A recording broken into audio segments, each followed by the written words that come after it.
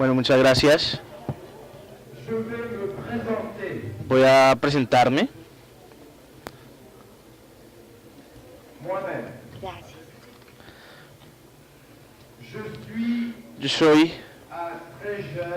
una persona muy joven, un estudiante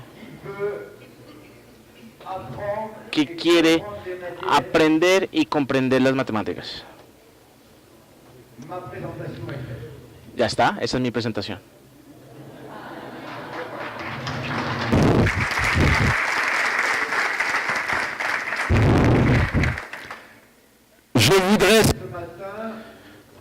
Quisiera entonces compartir con ustedes algunos principios que creo que son fundamentales para el futuro de la enseñanza de las matemáticas para todos los estudiantes. Y eso es lo que explica en gran medida el título de la conferencia. Por ende, lo que será importante son las cuestiones que cada uno tenga, que cada uno se esté planteando, y ténganlo por seguro. Las preguntas son la esencia de la vida y la creatividad, y no el objetivo como tal.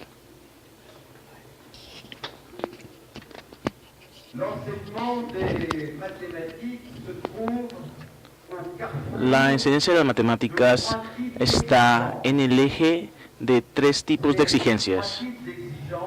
Estas exigencias corresponden a lo que yo llamo tres tipos de actores de los sistemas educativos.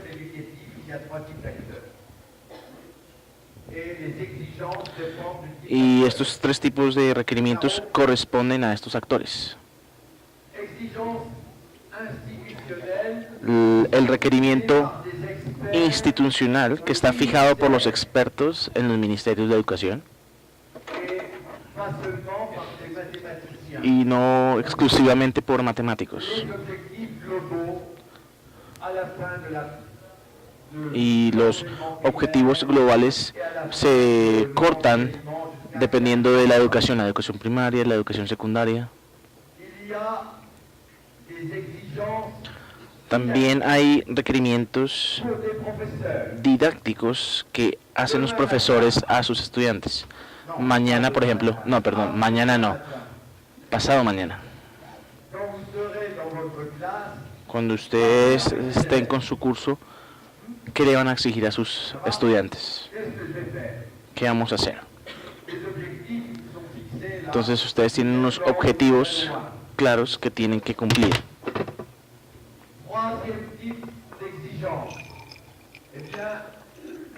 El tercer tipo de requerimiento es las metas que cada uno de los estudiantes se pone a sí mismo.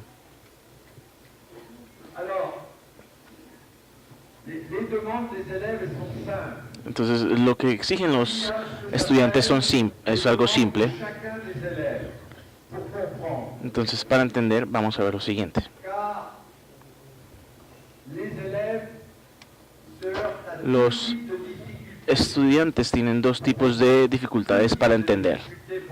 Dos tipos de dificultades. Están las dificultades propias a cada estudiante.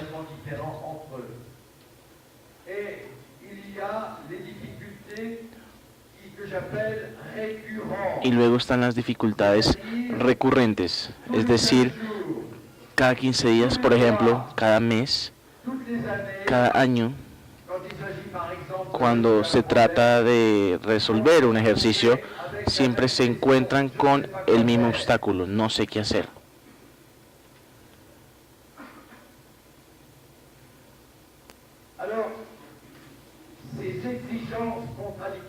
Entonces son a veces requerimientos contradictorios por parte de los diferentes actores, y eso va a plantear las dos grandes preguntas comunes que encontramos en todos los sistemas educativos. Primera pregunta es: ¿Cuál punto de vista? ¿El punto de vista institucional, el punto de vista de los profesores o el punto de vista de los estudiantes? ¿Cuál de estos es más importante? ¿O son todos iguales?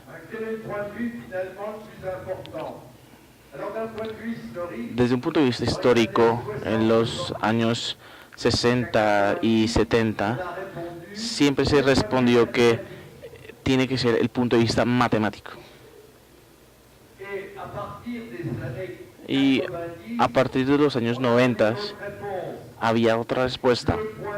El punto de vista más importante es el punto de vista institucional. ¿Por qué hubo este cambio? El cambio ocurrió a medida que las grandes evaluaciones nacionales e internacionales se iban expandiendo. Por lo menos ustedes conocen las pruebas PISA.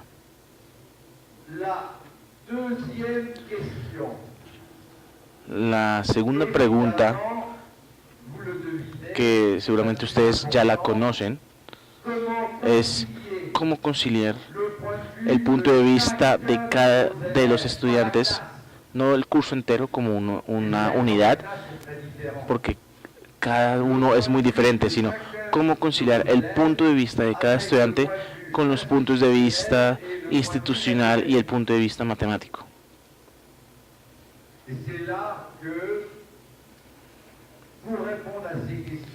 Y para responder a esta pregunta, a partir de los años 70, se desarrolló lo que llamamos la didáctica de las matemáticas.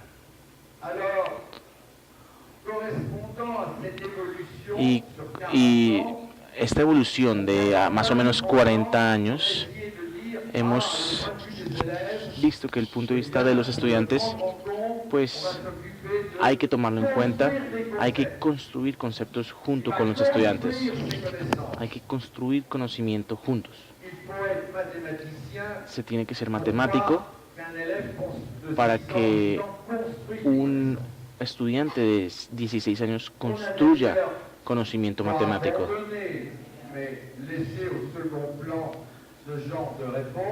Podríamos pensar que son preguntas secundarias en la enseñanza de la matemática. Podríamos decir que el objetivo final es que el estudiante desarrolle competencias o que sepa hacer y resolver los ejercicios. Y no es así tal cual.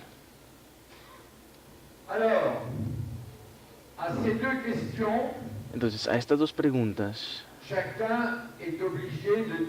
cada uno de nosotros tenemos la obligación de decir, bueno, yo mismo voy a responderlas y voy a negarme.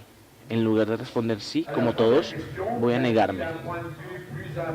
La pregunta es, ¿hay algún punto de vista más importante? Pues el punto matemático sería lo más importante, o el punto institucional. Pero yo simplemente les digo no, no hay ninguna preferencia ni ninguna importancia mayor que la otra.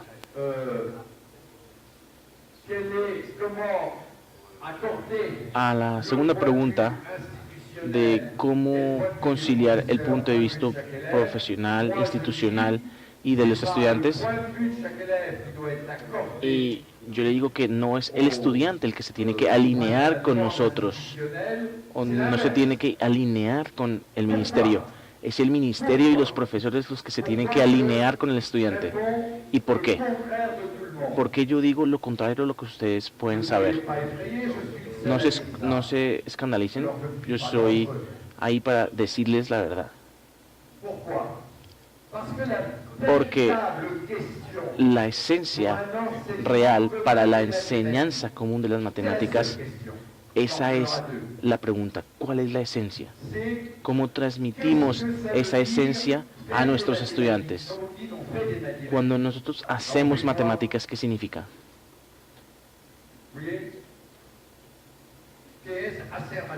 ¿Qué es hacer las matemáticas? Entonces, claro, ustedes me pueden dar cualquier respuesta. Y yo, como estudiante, yo soy un joven, tengan en cuenta que soy muy joven, Ustedes puede que no lo crean, pero yo estoy muy joven. Y yo le digo, ¿cómo hacemos para hacer matemáticas? Esa es la verdadera pregunta. ¿Cómo hacer para hacer las matemáticas? A mí me encantan las matemáticas, pero dígame cómo hacerlas. Y es a partir de ese momento, es a partir de esa respuesta que todo se desarrolla. Estas son las dos preguntas más importantes que ustedes siempre tienen que tener en mente. Tenemos que tratar de reflexionar sobre este asunto hoy. Entonces, este es el plan que vamos a desarrollar. Vamos a tener una aproximación semiocognitiva a la pregunta, para responder a la pregunta ¿en qué consiste hacer matemáticas? Luego vamos a hablar de las dos caras de la actividad matemática. Y les hablo de las dos caras, como decimos, las dos caras de la moneda, por ejemplo. Una que siempre vemos y otra que no vemos, si estamos viendo la otra. Vamos a darle dos ejemplos de un análisis semiocognitivo de la manera matemática de trabajar, porque hacer matemáticas significa trabajar de una cierta manera.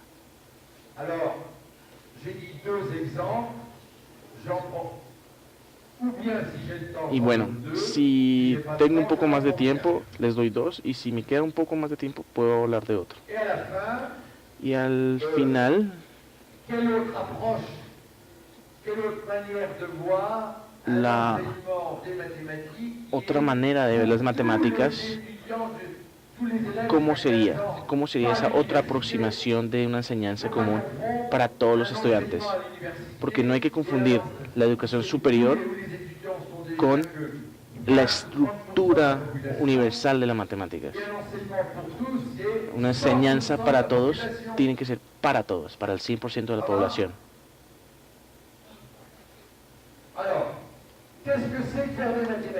Bueno, entonces, ¿en qué consiste hacer las matemáticas? Desde un punto de vista matemático, la única respuesta posible se resume en dos verbos.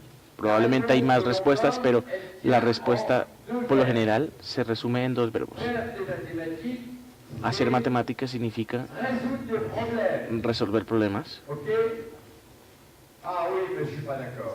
Pero ahí es donde yo no estoy de acuerdo. Si usted me dice resolver problemas, yo le digo, pues tiene que obviamente ser de manera matemática. Se sobreentiende que es de una manera matemática. Porque resolver problemas así como sale, pues puede ser de una solución cualquiera.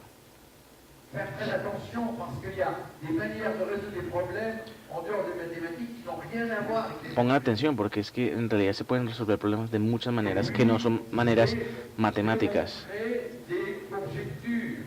Lo siguiente sería demostrar las conjeturas. El matemático puede pasar toda su vida tratando de demostrar conjeturas sin lograrlo.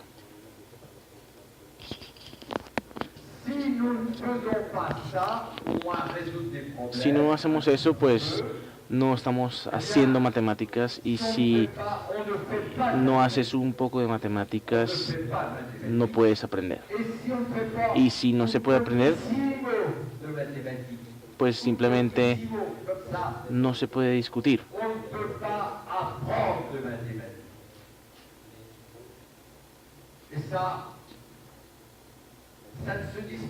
Y eso no está a debate. Si tú no aprendes, simplemente no hay discusión, no hay punto común para el diálogo.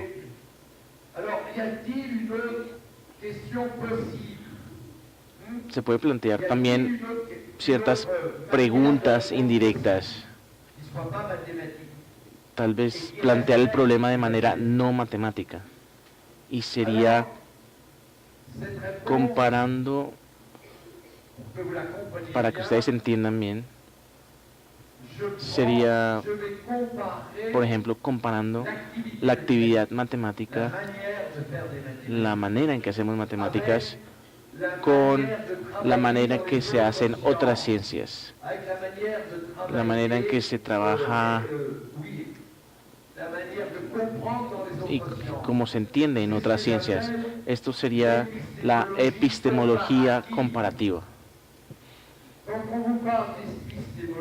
Y cuando se habla de epistemología, seguramente ustedes entienden la palabra, no es una epistemología comparativa pura, es una epistemología que está ligada a la historia de las matemáticas.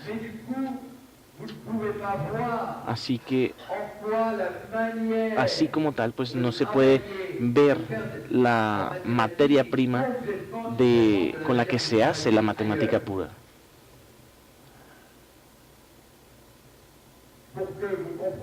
Para que entiendan mejor, nosotros aceptamos los objetos matemáticos de la misma manera en que aceptamos los objetos y los fenómenos que se estudian en otras ciencias, en astronomía, en biología, en geología. ¿Hasta ahí bien?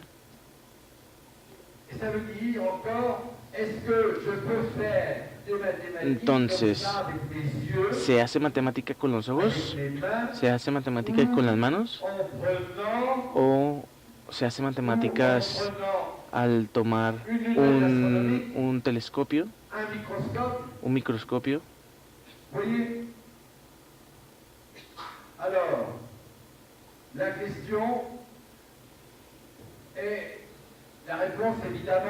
La respuesta es por supuesto que no. Así que si no utilizamos nuestros ojos, nuestras manos, si yo no puedo utilizar el telescopio, el microscopio, ¿cómo se accede a los objetos matemáticos? Entonces, la respuesta rápida se divide en dos pasos. El primero es que hay un único medio de acceso a los objetos matemáticos y es la producción de representaciones semióticas. Entonces, bueno, ustedes me pueden decir, bueno, sí, pero hay en civilizaciones extremadamente antiguas que existían antes de los papiros, antes de la escritura, y ya había un sistema que era anterior a la escritura y que se contaba físicamente los objetos. Y básicamente, si miramos esto, también hay un sistema semiótico. El sistema semiótico sería el lenguaje. Y el lenguaje para nombrar cantidades. Y luego también existen las operaciones de suma, pero se necesitó de la escritura para ir más allá. El segundo punto sería el hecho que hacer matemáticas es transformar representaciones semióticas dadas, por ejemplo, en otras representaciones semióticas.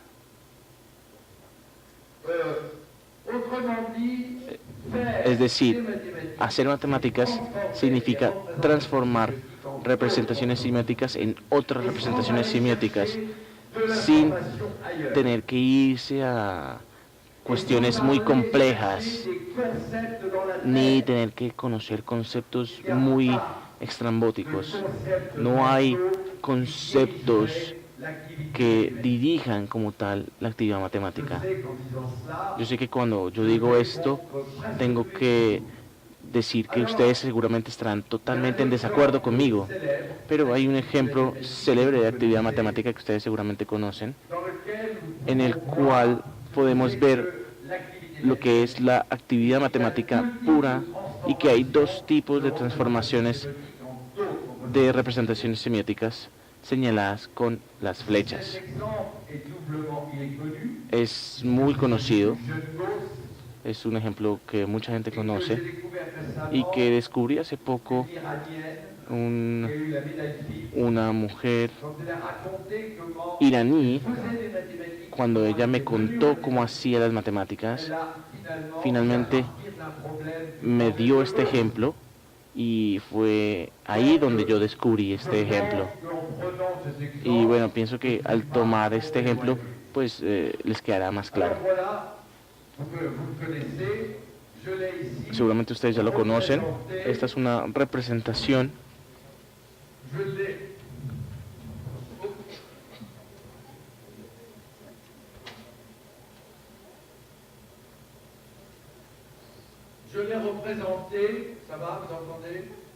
¿Me escuchan bien? ¿No se perdió el sonido? ¿El satélite sigue transmitiendo?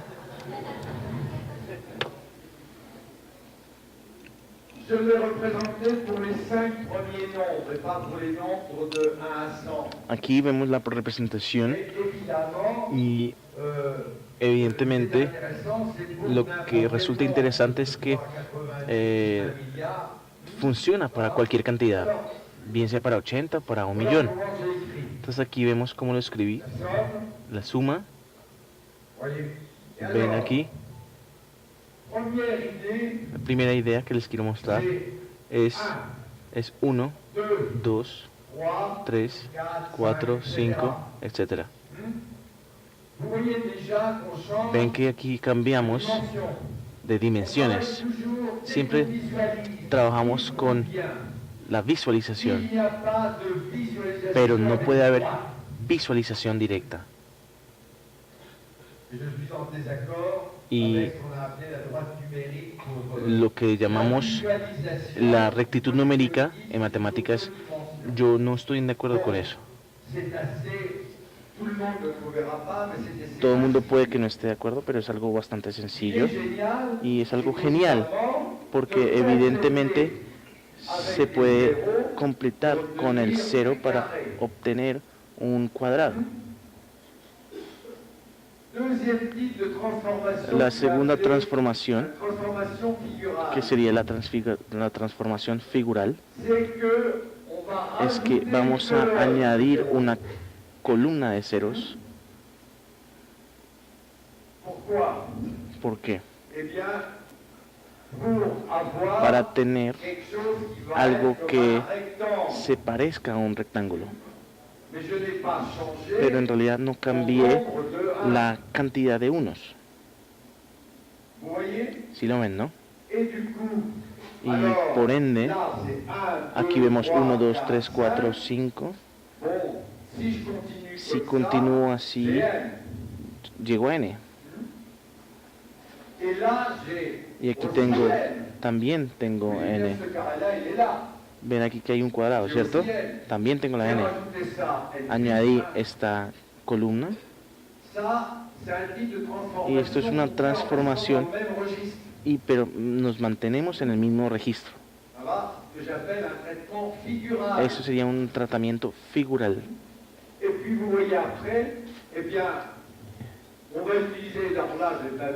Y luego pues utilizamos una pequeña fórmula que consiste en calcular el área del rectángulo. Así que n multiplicado por n más 1. Pero no hay que olvidarse que al hacer eso también tengo que añadir esto. Así que lo divido por 2. Esto es una conversión. Esto es un tratamiento figural. Y utilizo las posibilidades de organización y luego hago otra conversión. ¿Sí están? Es ultra sencillo. No digo que todo se hace así, pero la iraní trabaja con este modelo y le va muy bien. Si ven un ejemplo de actividad matemática, ¿cierto? Y es eso lo extraordinario de las matemáticas. Ustedes ven cómo no hago recurrencia a conceptos complejos, simplemente hago una representación semiótica, luego hago otra representación y son 3 tipos de representaciones semióticas. Ese es el juego matemático.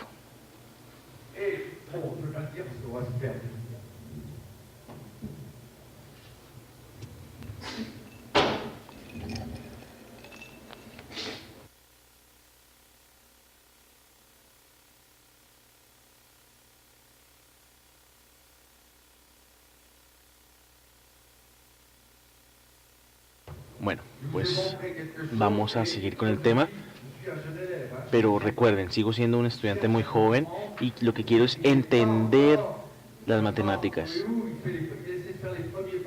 Estoy tratando de hacer mis primeros pasos en las matemáticas. No soy alguien que soy, ay, no, vengo yo aquí a dar una conferencia y yo sé esto y yo sé lo otro. No, yo soy un alumno y quiero aprender matemáticas. Eso es lo que quiero que entiendan, que tenemos que mirar el fenómeno cognitivo fundamental del pensamiento. Es ahí donde nos encontramos, al frente del pensamiento humano. Y este fenómeno se refiere al requisito epistemológico de no confundir nunca objetos y sus representaciones, porque hay muchísimas representaciones para un mismo objeto. Por ejemplo, en este caso de este vaso. Entonces, tengo una multiplicidad de sistemas para representar esto, y es ahí donde tenemos que tener mucha atención. Bueno, me estoy un poco desviando un poco del tema, pero se podrían escribir unas conclusiones muy interesantes al respecto. En breve, una representación se interpreta y la interpretación como tal de la representación depende del intérprete. Así que, como vemos, hay tantas interpretaciones posibles como hay personas interpretando el mensaje. Lo que quiere decir es que entendemos todo esto de una manera subjetiva. Y yo digo, bueno, parcialmente sí es verdad, pero las matemáticas no es eso en su esencia. Desde el punto de vista matemático es algo muy exacto. Pero bueno, eso es otro tema para otra conferencia. Lo único que quiero decirles es que las representaciones son, la cantidad de representaciones posibles depende de la cantidad de intérpretes dispuestos a interpretar esa representación.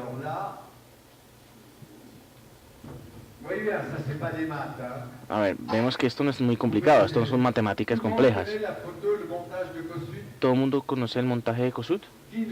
¿Nadie conoce el montaje fotográfico de Kossuth? Alce la mano. ¿Quién no lo conoce? Rápidamente, dígame. Ah, bueno, perfecto.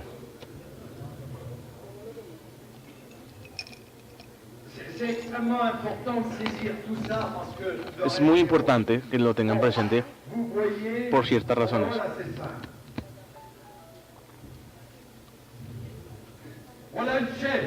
Miren aquí una silla. Miren aquí esta silla y la pongo contra el muro. La silla es real. ¿Por qué es real? Porque me puedo sentar. Y pueden decir, una hoja de papel también es real, la pongo en el suelo y me siento encima de ella y sigue siendo real. Tomo una cámara, por ejemplo, una cámara fotográfica, y le hago una fotografía a la silla. La foto que sale la tenemos aquí, imagínense.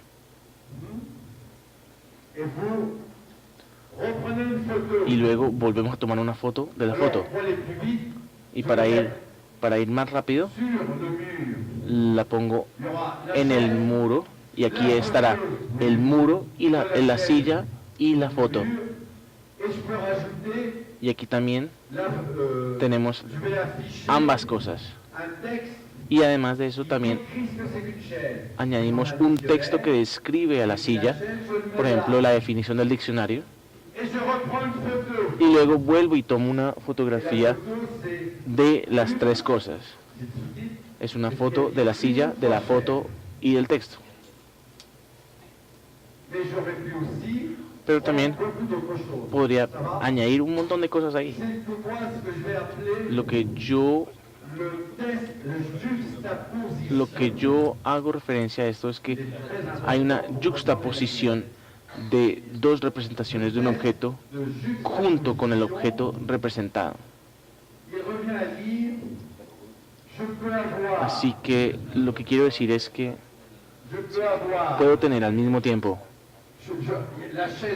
la silla real, el objeto como tal, la representación producida por una cámara fotográfica, juxtapuesta con un texto descriptivo de la silla, y perfectamente hubiera podido añadir, por ejemplo, si van a Tugo, a mí no me paga Tugo, pero bueno, si vamos a Tugo y compramos una silla, no tenemos silla, pero tenemos también el manual del usuario para armar la silla.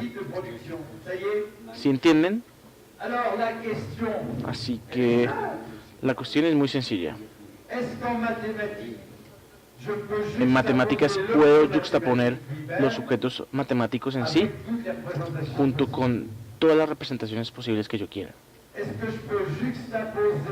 Puedo juxtaponer la cantidad de objetos que yo quiera, 5, con todas las representaciones posibles. Puedo representar relaciones geométricas con objetos matemáticos junto con, por ejemplo, representaciones de figuras. Sí, lo puedo hacer. Esa es la esencia. Y la respuesta, aunque ustedes crean que sí, pues es no. Hay una segunda pregunta. Y bueno, me estoy alejando un poco del tema de la conferencia, pero bueno. Hay una segunda pregunta. Desde ayer estamos hablando de representaciones semióticas. Eso comenzó más o menos a tomar fuerza en los años 90 y vemos que hay muchas representaciones diferentes de un mismo objeto. Se han multiplicado las representaciones. Entonces abrimos cualquier manual y esquemas, fotos, gráficos, un montón de cosas. Vamos también, por ejemplo, con un computador y vemos lo mismo. Es un flujo inmenso de información. ¿Y eso en realidad nos aporta algo? No, la respuesta es no. ¿Por qué? Porque la cuestión no es simplemente decir, mira, tenemos un montón de representaciones y entonces se las presentamos a los estudiantes y listo, ya, ellos la entienden. No.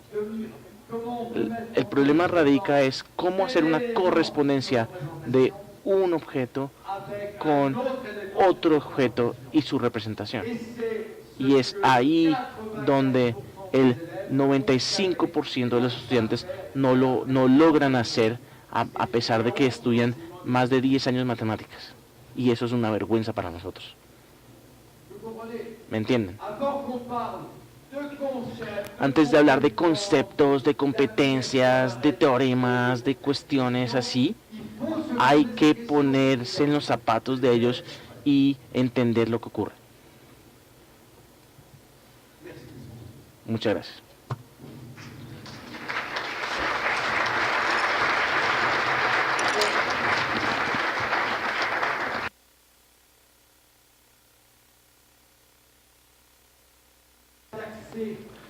Vemos entonces que si hay un acceso no semiótico al objeto, pues entonces nos preguntamos cómo reconocemos el mismo objeto matemático en dos representaciones semióticas cuyos contenidos son totalmente diferentes, pero matemáticamente equivalentes. Recuérdense el ejemplo de la silla, que se parece de una descripción de una silla junto con una foto de una silla. En realidad no tiene nada que ver.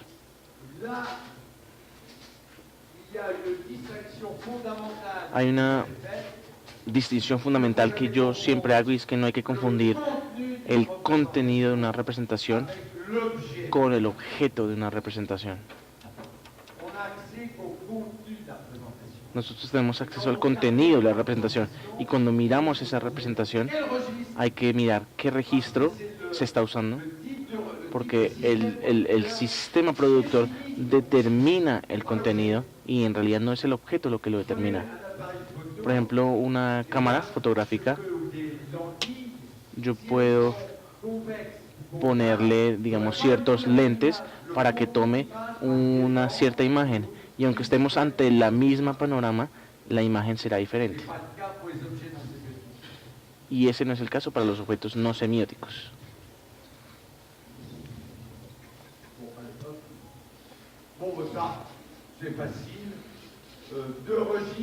Bueno, esto es en realidad muy fácil. Son dos registros con dos contenidos diferentes. Ven aquí, dos contenidos diferentes, pero es el mismo objeto matemático.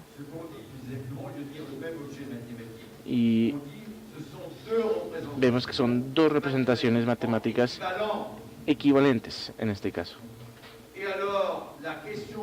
Y la pregunta que siempre me hacen y que me hacen desde no voy a decir que desde hace más de 40 años, pero bueno, por lo menos sí 20, y la gente me la hacía y yo en realidad no la respondía. Me parecía un poquito simplón, pero ahora me la hacen en todos los niveles. Cuando los estudiantes no logran entender dos representaciones con contenido diferente, es porque no saben que son dos representaciones matemáticamente equivalentes para el mismo objeto. Y me lo han hecho mucho esta pregunta, incluso por profesores de matemáticas.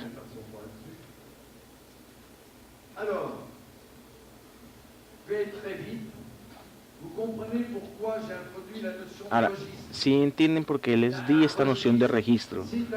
Porque un registro es un sistema productor de representaciones semióticas, pero todos los sistemas productores de representaciones semióticas no se utilizan en matemáticas. Me reservo el término registro a una subclase de sistemas reproductores de representaciones semióticas que se usan en matemáticas. Y por supuesto, lo primero que todo es el lenguaje, el español en su caso, o el francés en el mío, nuestra lengua natural.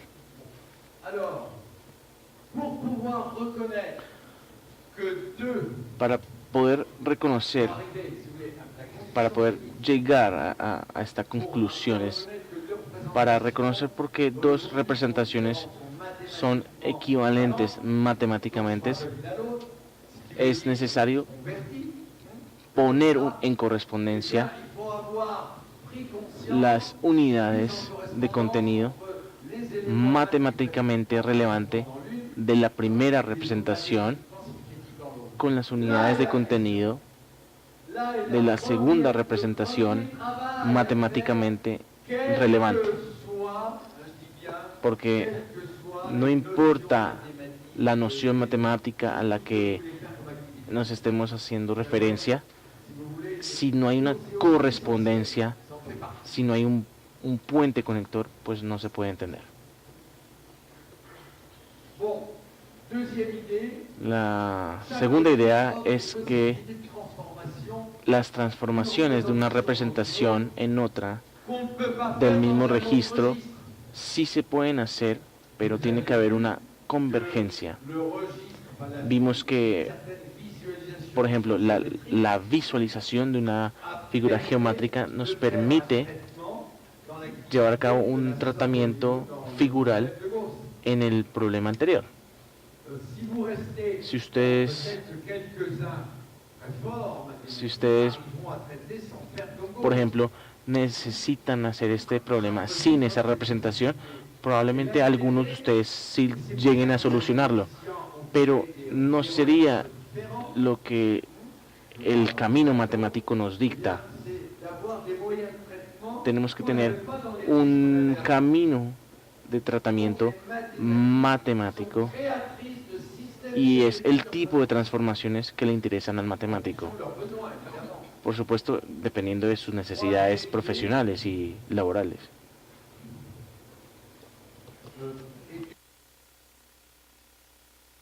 La tercera idea es una generalización de la segunda y es lo siguiente.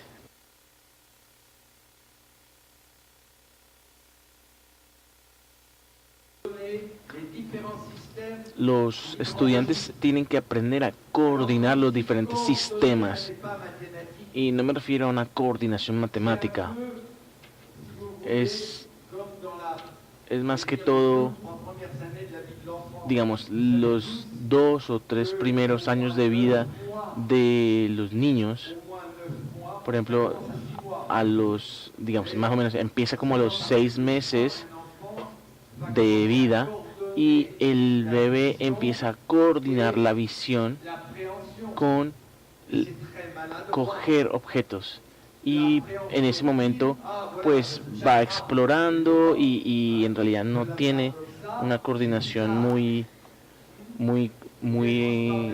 cierta, pero lo va mejorando, que va desarrollando a medida que va creciendo. Es algo que no es totalmente natural. Es básicamente una coordinación entre visión y movimiento. ¿Y por qué no es natural? Pues porque fuera de las matemáticas, en realidad esto nunca se practica.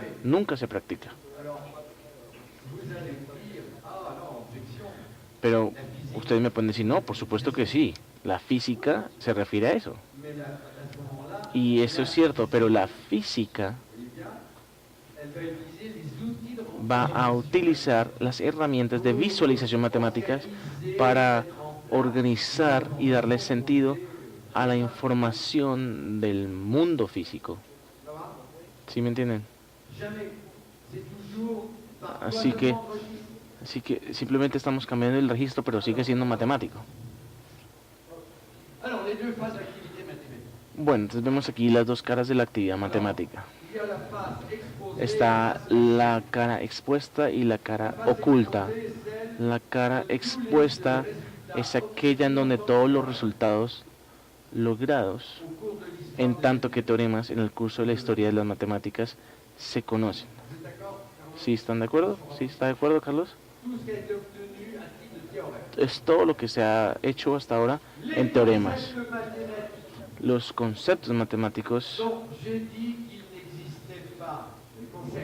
los cuales yo había negado su existencia, los conceptos matemáticos condensan estos resultados en forma de propiedades, fórmulas, algoritmos de cálculo que son utilizables ante todo para hacer las matemáticas.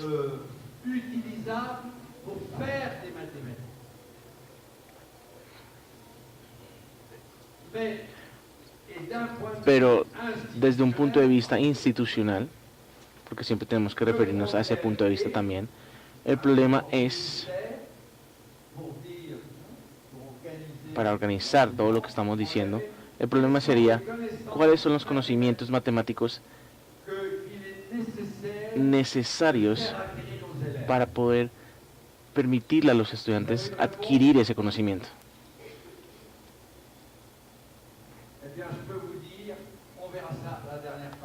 Y bueno, pues eso es lo que vamos a ver en la última parte de la conferencia. Vemos ahora la cara oculta de las matemáticas. Y es una manera matemática de trabajar y de pensar que no depende de los conceptos matemáticos utilizados. Al fondo, independientemente si ustedes hacen geometría o álgebra o análisis, independientemente de todo eso, hay una manera de trabajar, de razonar, que es la misma para todos. Un matemático, aún así, desde el nivel más sencillo al nivel más complejo, trabaja de la misma manera.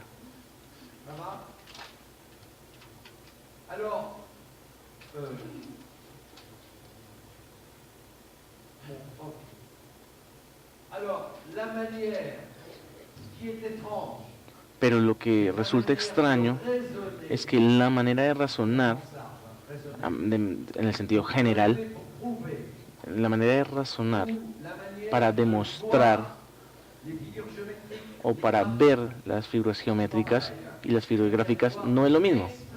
Ahí cambia la cosa. Hay una actividad de exploración y no solo de demostración, sino también de exploración. Y es ahí donde se rompe todas las reglas que sabemos para hacer matemáticas. Entonces, incluso la manera en que utilizamos el lenguaje español en matemáticas va a interferir o va a definir la manera como hacemos matemáticas. Y también mucho más de la manera en cómo las personas van a utilizar las matemáticas.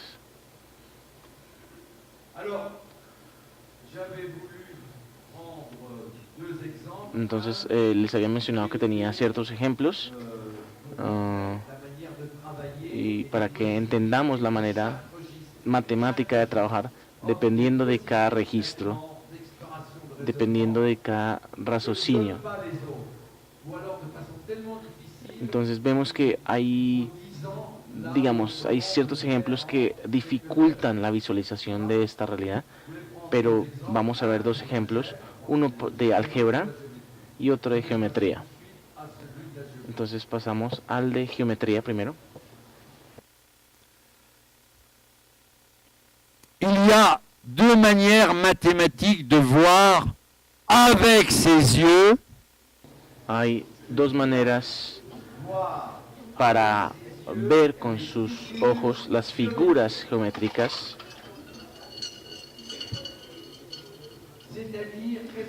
Es decir, lo que yo llamo la geometría. Hay una figura geométrica que se construye con un instrumento y se construye, por ejemplo, con un software. ¿Sí? ¿Me entienden? Eso es lo que yo llamo una figura geométrica. No es algo que se hace a mano. Y hay dos maneras de ver esto. La primera es la visión heurística de las figuras en la resolución de problemas independientemente de las hipótesis que enuncian o codifican la figura que representan. Y la segunda es la deconstrucción dimensional de las formas percibidas, es decir, todo lo que nosotros percibimos, es decir, la 2D. Siempre nos dicen que hay que aprender, bueno, por lo menos en mi caso, hace 30 años, siempre me decían, hay que construir figuras y hay que seguir ciertas reglas para hacer estas figuras en el software. Y yo les decía, no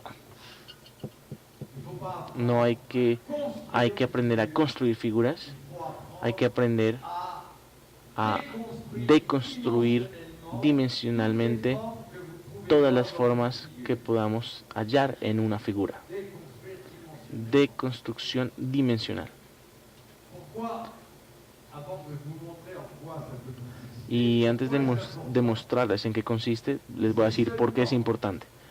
Pues porque solamente cuando ustedes pueden deconstruir dimensionalmente las formas percibidas en una figura, solamente en ese momento ustedes pueden hacer el vínculo entre vocabulario geométrico, todo lo que son los términos, lo que significa un triángulo, lo que significa un ángulo, lo que significa una paralela, todos estos términos, y hacer el vínculo con las figuras geométricas en sí. Si no entendemos eso, no podemos hacer el vínculo y no podemos enseñarle a nuestros estudiantes. Lo otro es que eso va en contra de todos los principios gestaltistas del reconocimiento perceptivo de las formas. Y para explicarles en qué consiste esta deconstrucción dimensional de las formas, vamos a analizar un problema de construcción que es muy conocido. Vous avez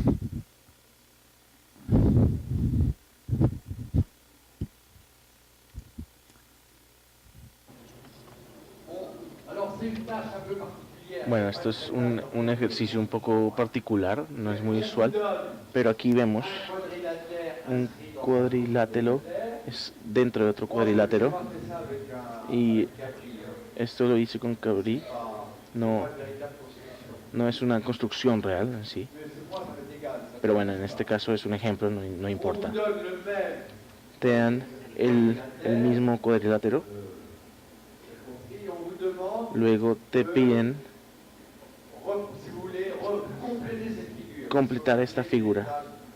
Es un ejercicio de completar la figura, es decir, restaurar la figura a su punto inicial. Pero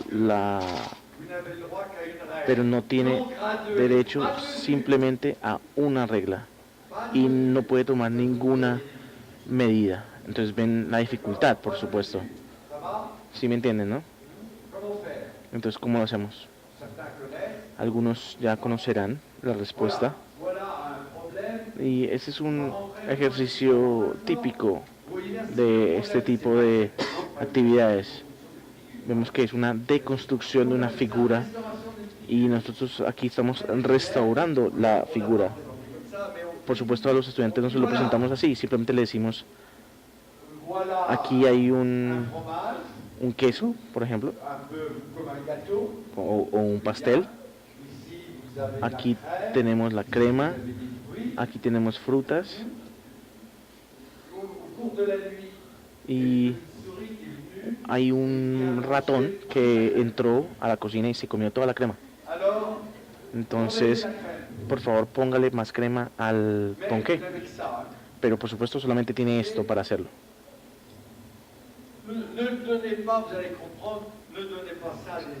No se lo vaya a dar a estudiantes de 12 años.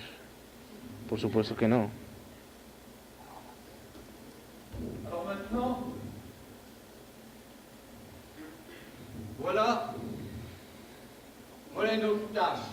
Aquí tenemos otro ejercicio. Aquí tenemos a nuestro Señor, a nuestro hombre. ¿Sí lo ven? Y lo vamos a someter a un adelgazamiento extremo. Entonces, les pregunto, ¿es el mismo problema que el ejercicio anterior?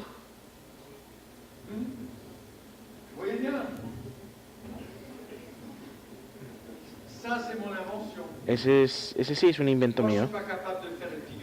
Yo no puedo hacer figuras geométricas, pero puedo hacer hombrecitos.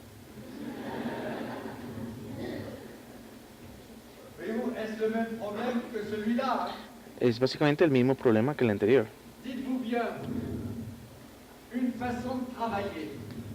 Una manera de trabajar, cuando te dan un enunciado como tal, es que hay que tomar otro ejercicio un poco diferente y se compara.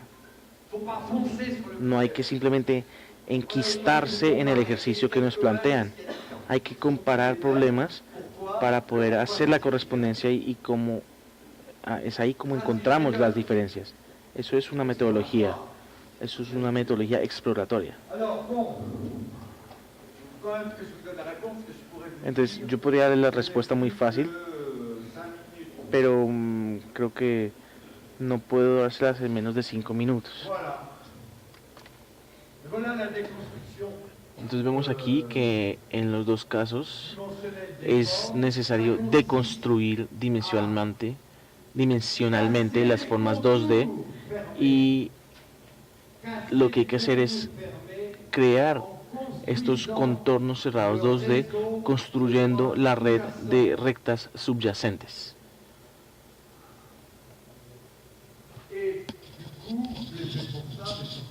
Y al hacer eso, vemos que las figuras de partida seguramente también lo tienen en el artículo que fue publicado en español. Seguramente eso también lo tienen ahí, pero aquí pueden reconocer que si se fijan bien es el mismo principio. Aquí el hombre está dentro de esta figura y lo único que yo hice fue alargar las líneas y luego, como teníamos esto aquí, puedo mirar estos dos puntos de intersección, puedo pasar una línea recta que pasa por la intersección. Y cada vez que eso ocurre, pues trazo una línea. Y si nos fijamos bien, tenemos a esta persona aquí. ¿Eso qué quiere decir? Que cuando le pones este ejercicio a los estudiantes o cuando tú mismo lo haces, te das cuenta que la figura que estábamos planteando desde el principio desaparece, pero aún está ahí. Y que aún así se pueden crear muchísimas otras figuras. Es algo genial, es algo mágico. Y es un ejemplo de reconocimiento que es fascinante para los estudiantes. Y eso se llama desarrollarles una dinámica, un gusto por la exploración. Bon.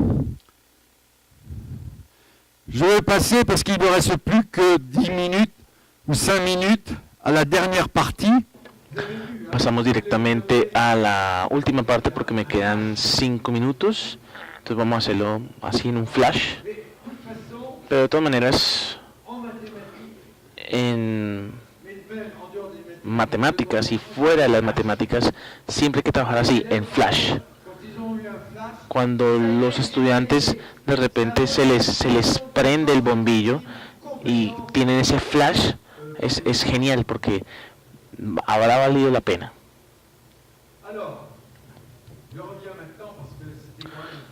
Bueno, volvamos de nuevo al tema de la conferencia, hacia otra aproximación a la enseñanza de las matemáticas común a todos los estudiantes hasta los 15 años, porque ya después de los 15 ya cada uno toma su camino personal.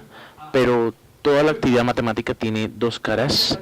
La manera matemática de trabajar es la cara oculta de las matemáticas, eso es lo que acabamos de decir, y la parte oculta, como decir la parte oculta de la luna, esa es la manera matemática de trabajar. De eso no se habla, porque no se considera que sea matemáticas.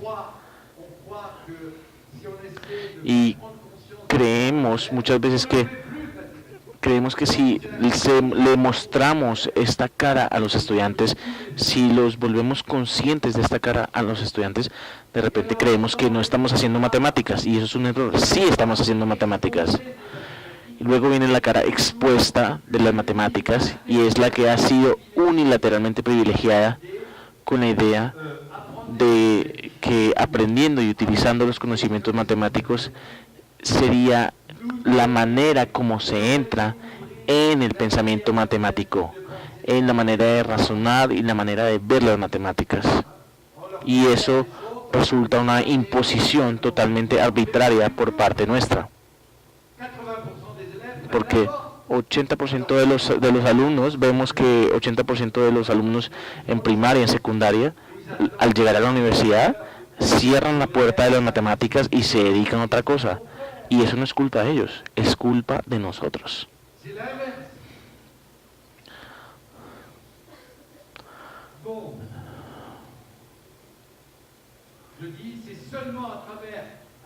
Entonces, es solamente cuando exploramos esa cara oculta de las matemáticas, esa conciencia del pensamiento de matemático, es solamente ahí cuando la persona se interesa por las matemáticas. Cuando tú alunizas, es decir, cuando los astronautas aterrizan en la luna, nunca aterrizan en la cara expuesta, en la cara iluminada. Siempre aterrizan en la cara oculta, por razones de temperatura, por razones del sol. Entonces es ahí donde tenemos que llegar, a la cara oculta de las matemáticas. Entonces, vemos que esa es la situación actual de las matemáticas en el mundo, y la situación que resulta es la de una enseñanza en la cual las matemáticas aparecen como un mundo fragmentado y se presentan rupturas en el pasaje de un ciclo al otro. Cada vez que pasamos de educación básica a secundaria a superior, cada vez vamos perdiendo personas que podrían seguir el camino matemático, pero que nosotros no hemos podido crearles ese puente. Entonces, esa fragmentación artificial de educación primaria, ruptura; educación secundaria, ruptura; educación superior, ruptura. Y eso no va en concordancia con las matemáticas reales. Estamos creando un mundo fragmentado artificialmente. Entonces vemos que los cambios en la exigencia de la justificación matemática son importantes, y eso básicamente se traduce en que en cada dominio, en cada campo del conocimiento, estamos fragmentando un conocimiento que debería ser general y universal. Entonces, en la introducción de estos dominios diferentes, cada vez con la utilización de un nuevo registro, pues se crea una representación semiótica sin correspondencia. Cuando voy a congresos y veo lo que ocurre, me alarma la fragmentación institucional de las matemáticas. Me alarma como todos nosotros tendemos a crear unos grandes vacíos, unas grandes fracturas en nuestros respectivos conocimientos. Bueno, ya me entendieron. Continúo entonces. El reto de la formación de los profesores es un reto importante. Lo siento por ustedes, de verdad, lo lamento. Pero ustedes están en el cruce de los tres tipos de requerimientos aparentemente irreconciliables. Ustedes tienen que ser conscientes, y esa conciencia les va a dar la libertad.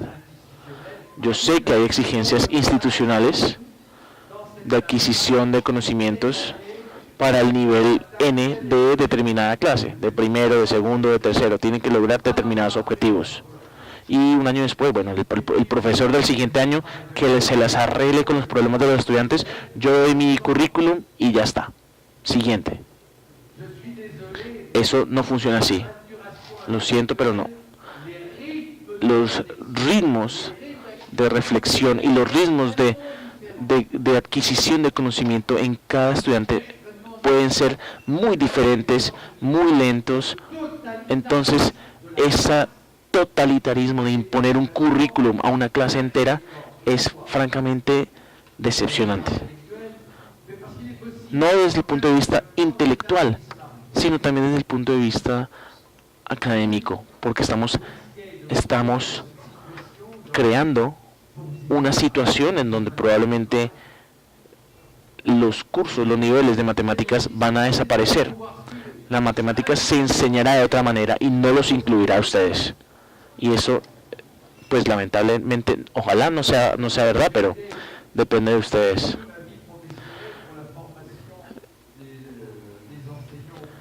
Como les digo, yo ya estoy terminando mi vida profesional enseñando en primaria y en preescolar, y me estoy dedicando a que no hayan estas fracturas.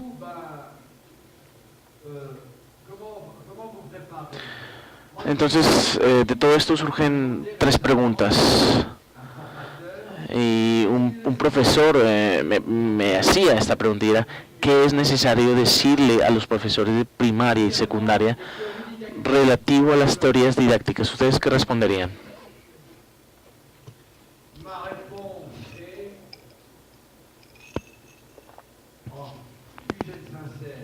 Yo tengo que ser sincero y franco con ustedes. Pues nada.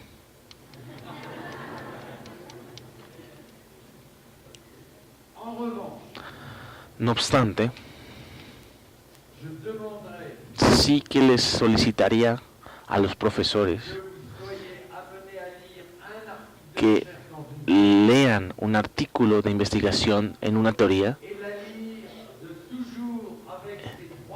y siempre le lean con estas tres preguntas en mente. ¿Cuál es la pregunta precisa que hay que resolver? ¿Cuáles son las informaciones que nos dan para poder resolver esta pregunta?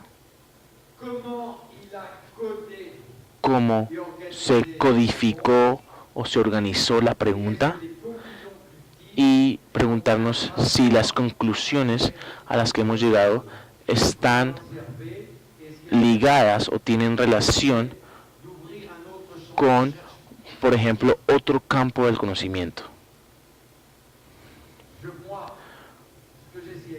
Yo lo que intento hacer es que cuando tengo 2 o 3 grandes teorías que, por ejemplo, llegan y están de moda, lo que hago es me leo un artículo de cada teoría y leer cada artículo de esta manera. Y así, en ese momento me detengo. Porque si no, van a incorporar palabras que no pertenecen a este campo. Y veo en muchas exposiciones y en muchas tesis de palabras que son intrusismos al lenguaje matemático. Y parece que esto fuera un discurso del presidente de la República. Palabras y palabras y palabras que no quieren decir nada. Nada, es simplemente puro aire. Les vendes humo.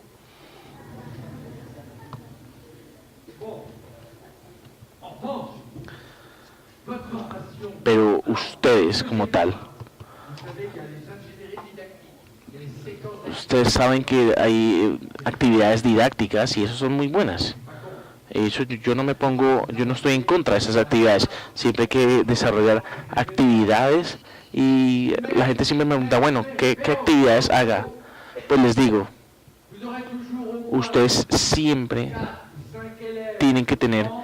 tendrán 4 o 5 estudiantes de tal vez 20 que por más que le hagas actividades didácticas, pues ellos no la van a entender. Y no es culpa de ellos. Ustedes seguramente las actividades funcionarán con unos estudiantes que ya lo entienden en el primer intento o en el segundo, pero es ahí, en esos estudiantes, en los 4 o 5 estudiantes de los 20 que no entienden, es en ese grupo en donde ustedes se tienen que enfocar. Es en el grupo en el que ustedes tienen que dedicarle a explorar y encontrar la actividad adecuada para ellos. Lo siento si hablo de publicaciones personales, pero bueno, son las mejores, son las que yo conozco.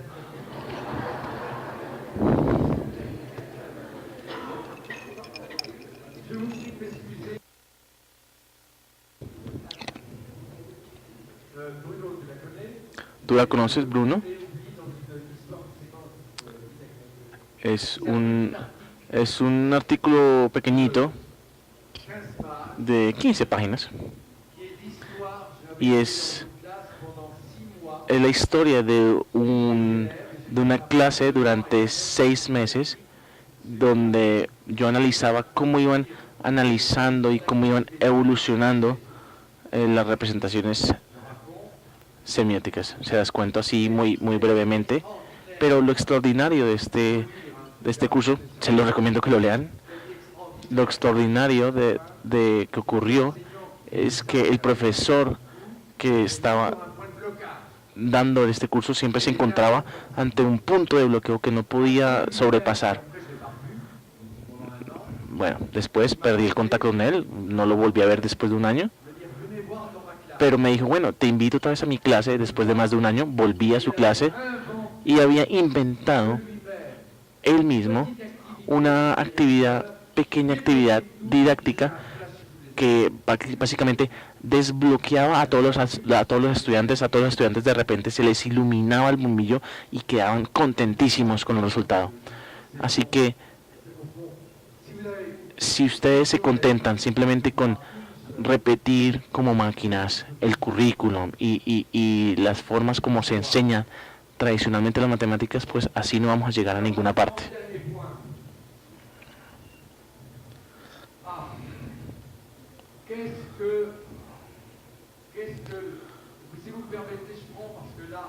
Bueno, si me permiten, tengo que hablarles sobre algo muy importante y es qué es lo que la enseñanza matemática aporta a la formación intelectual de los estudiantes. Esta pregunta es una cuestión esencial porque de hecho muchos estudiantes se la hacen al profesor. Bueno, ¿y yo por qué no tengo que aprender esto? Y a eso hay dos respuestas. Está la respuesta que depende de la cara de la actividad de la matemática, es que si privilegia. O vemos la cara expuesta o vemos la cara oculta. La respuesta fácil es pues las matemáticas son útiles y punto. Y esto me permite hacer un modelo de realidad en el cual simplemente no se puede convencer a los estudiantes y simplemente se impone una racionalidad falsa, y eso en realidad nunca convence al estudiante y el estudiante simplemente se aleja de nuestro campo del conocimiento.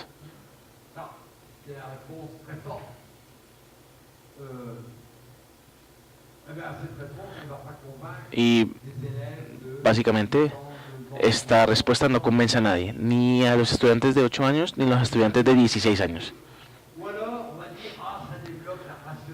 Y entonces si tú le echas el cuento de que no, es que eso desarrolla la racionalidad, pues eso tampoco lo va a convencer.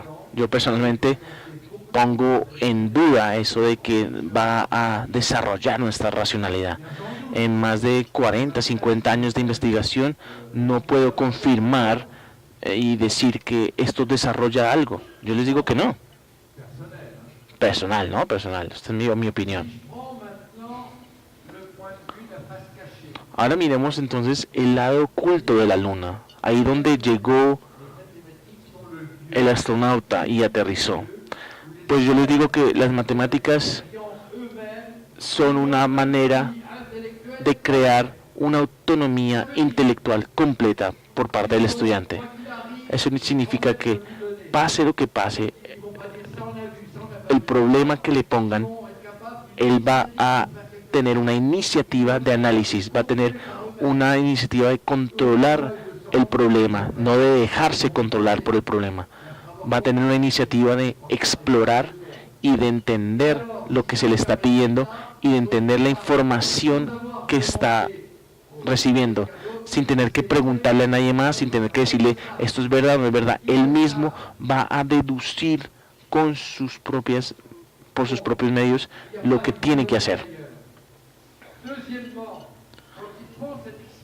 Y cuando se hace esta experiencia de autonomía intelectual, esto genera una confianza en su propia capacidad extraordinaria. Es un impacto inmenso. Esto genera una confianza personal y esa confianza desbloquea o motiva muchísimo más al estudiante. Al crear esta confianza personal, esto le genera un interés aún más profundo por investigar el campo de las matemáticas. Y básicamente lo que esta cara oculta permite es desarrollar capacidades de organización de flujos considerables de información. Vemos que siempre estamos recibiendo información sin fin de parte de muchísimas fuentes, pues él tendrá la capacidad de recibir este flujo, pero de manera organizada, de organizarlo en su mente. Y esto le dará también unas capacidades de imaginación y de reformulación de la información. Y no solo para resolver los problemas que se le plantean, sino también, y más importante, para poder plantear nuevos problemas. Y es así como llego al final. Es así como se generan los nuevos problemas, los problemas del mañana, los ejercicios del mañana que harán avanzar nuestro campo, y es cuando aprendemos a plantearlos. Entonces, bueno, lo siento si los aburrí y los torturé esta mañana, pero bueno, ya me callo.